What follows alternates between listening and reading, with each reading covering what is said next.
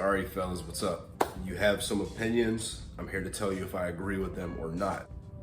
We're gonna start off with a banger from my boy Brendan Teets. I have a lot of respect for him. He's very, very strong, very, very knowledgeable. So just keep in mind, if you happen to disagree with his opinion, just be affable, express some social skills, come with a good counter argument, and keep it civil, because he is a very high level power lifter. He's extremely strong.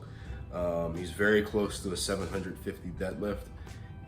Let's just put it this way, if he used straps, he would have been got it, because he's only missing it due to grip issues. But what he said is that sumo deadlift and conventional deadlift should be separate from one another in competition for a few different reasons. I'm going to paraphrase it. If you want to go back and read his exact comment, go ahead and do that. It's in the community tab. But what he said was essentially some people can't do sumo due to their, the way that they're built without injury. And that most people, almost everyone actually, that gets good at sumo deadlifts, they're gonna instantaneously lift more. So in you doing sumo deadlift for a few blocks, you're gonna get better at it. And then they're just mechanically very different from one another. I'm going to agree with that, honestly, but here's why they don't end up being separate in competition, I think. I'm not a power lifter myself, but I train people that are, and I know what their opinions on this are. A lot of power lifters are of the opinion that there are already too many different subdivisions and federations and all that shit. So just adding another sumo deadlift category, I think at that point, dude, you'd just be better off just making everybody pull conventional. Now in terms of because the whole sumo is cheating debate, I've offered my opinion on people who aren't strong giving their opinion on which is better. Sir, I don't like it. Or a better developmental tool. I've said time and time again, look, stiff leg deadlifts and conventional deadlifts are far better developmental tools. And I feel like a lot of younger guys especially find that they are better at sumo deadlifts, and then they do it because they're better at them, and then they hit a wall. Developmentally, they hit a wall, strength hypertrophy. I do think that conventional and sumo are both valid feats of strength, but in terms of what's gonna get you bigger and more jacked, it's always gonna be the stiff legs and the conventionals.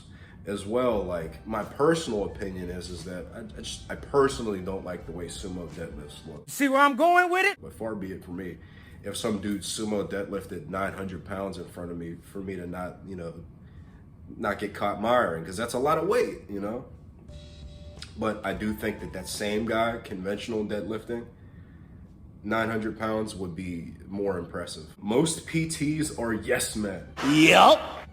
Most people in general are yes men, bro.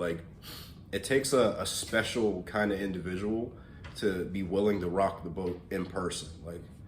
Anonymously, it's easy to be a shithead, but in real life, especially when you're in a service type of job, so you're a server, a bartender, a PT, anything like that, where your income is directly correlated with how well people receive you, it's very easy to get caught into just saying yes and agreeing to everything. The best trainers and the best coaches are those people that can say no. I think it was Steve DeNovi.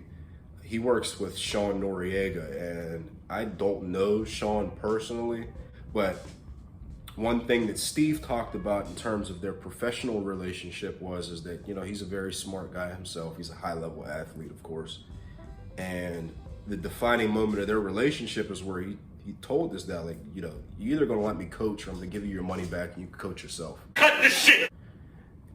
And then the respect was just there after that. You have to be willing to do that. But yeah, I think most PTs are. Most people in general are yes men. The Smith machine is not a bad piece of equipment. Fuck, guys, give me some shit I don't agree with. God, the Smith machine is a good piece of machinery, guys, and here's why. If you've ever done really strict Smith machine hack squats or a really nice Smith machine bench press, yes, on a Smith machine bench press, on a 1 rep max, you might be able to lift more weight, but who's maxing out on a Smith machine for a 1 rep max on anything? It doesn't make sense. So fucking terrible. But what you'll find with the Smith machine is that it forces like a standard rep cadence, which isn't too bad for one rep. But if you're doing it for a hypertrophy exercise, that shit gets excruciating very quickly, especially on stuff like a Smith machine squat where you're solely relying on your quads. That shit is very effective. Training for a big OHP is more impressive than training for a big bench. I disagree, just because the weights are gonna be a lot lower on a big overhead press. And in terms of you acquiring a big overhead press, something that I've found out myself and that like any big bench presser will tell you, Freaky D, for example, Dennis Arnold, he would say that like getting a big bench press is a better way to get to a big OHP than the other way around. Clearly! No debating! Even training overhead press to get a bigger overhead press isn't as effective as just getting a bigger close grip bench for that purpose. So I don't know. Overhead press is the Ubermensch lift and it looks cooler, but the training for it isn't more impressive in my opinion. Now you don't have to like it. A purely recreational lifter should just live by more out of less weight. It depends upon what that purely recreational lifter's what their goals are. I'm gonna disagree there just because I feel like if you go down that too deep into that more out of less weight rabbit hole, you're gonna be doing all like iliac pull downs and freaking cable chest press, converging chest press, and all these lightweight finisher exercises. That when you look at what they do, yes, you do work your lower lats on an iliac pull down, and yes, in a press around, you do work that shortened contraction, that squeeze on your chest, but where's the weight? Gonna learn today. You know, a heavy load on a barbell is a stimulus all of its own that is gonna be the lion's share of what gets you bigger and stronger.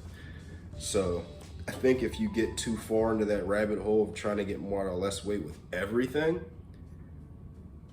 I don't think that would be most conducive to long-term gains, just because most of those movements are hard to overload over time without having a bigger movement to base your strength and conditioning programming around.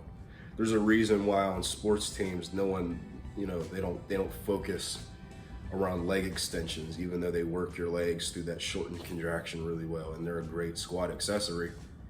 They're not fucking meat and potatoes, in my opinion. They squat, even if it's a little high sometimes. Tell me what you think about that. I'm like fighting for my life not to cough, y'all. As y'all know, I was just sick, or maybe as you don't know, but I'm trying not to cough too much, and it's just like, you ever see that meme? It's that dude in the classroom, and he's just like, trying not to cough.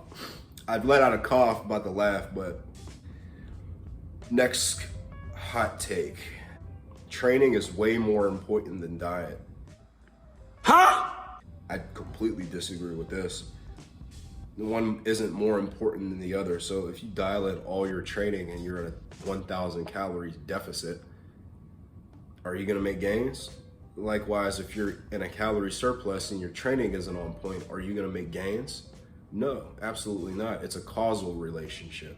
This idea of like this or that, or one is more important than the other, or if I dial this in, I don't have to worry about this, and because I'm really good here, I can be shit here. That mindset is what limits people 99.9% of the time. Yes, there are people that can neglect their diet and get jacked. Yes, there are people that can neglect their training and get jacked, but that's not most people.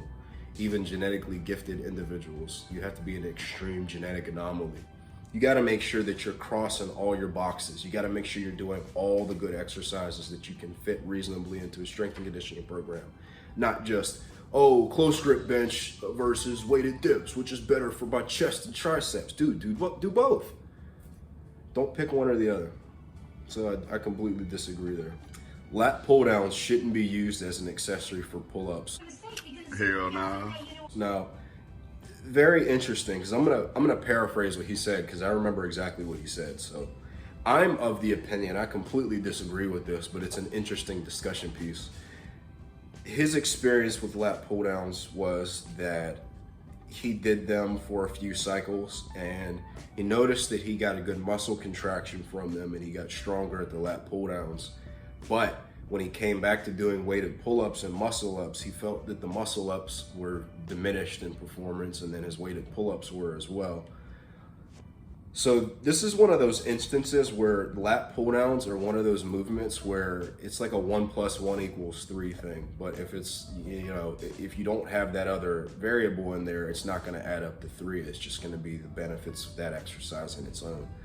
I personally can just get generally bigger and stronger with my back movements and not have to do any one of them specifically. But if you find that you're someone that you need to do, like, for example, some form of pull-up or muscle-up to retain that performance, it's very probable that if you focus on just lat pull-downs, especially if you're not doing barbell rows or something like that as well, that your pull-ups could get weaker because they're slightly different movement patterns. What I'll say is that something that you can try in the future to make this work for you, because like I said, I disagree, but I'm gonna tell you how you need to do it, in my opinion. You have that pull-up day, and then you have your lat pull-down day. But the way that you're gonna wanna do your lat pull-downs is kind of with that hollow body posture, so you can keep it in your lats. Because when you get that gangsta lean going, like that Chris Jones used to talk about, like he taught us a while ago, it turns into like a somewhat of a row where your upper back comes more into play and your rear delts, and less of a vertical pull. That's really good for general strength, but you might not find that the specificity is there in terms of the two movement patterns being similar. So get that hollow body posture going with the pull downs, and then in addition, make sure you're having another day where you're incorporating those pull-ups as well, and you'll find good success with that. Let's see if we're missing any more hot takes. Y'all didn't give me a lot of shit to disagree with. Toshiki Yamamoto is natural. So I'm not gonna comment on that, but I'll give my generic thoughts on Japanese weightlifting culture and the impression that I got from him when he said he was natural. So I was listening to this interview where Toshiki was talking about, I think it was Clarence. And Clarence Kennedy obviously takes steroids. He told us he takes steroids. He's enhanced.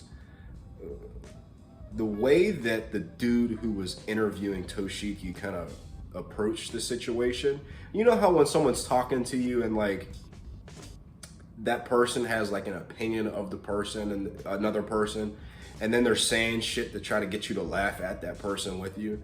Toshiki kind of hit him with one of those like, what? Bro, what are you talking about, man? Bro, what are you talking about?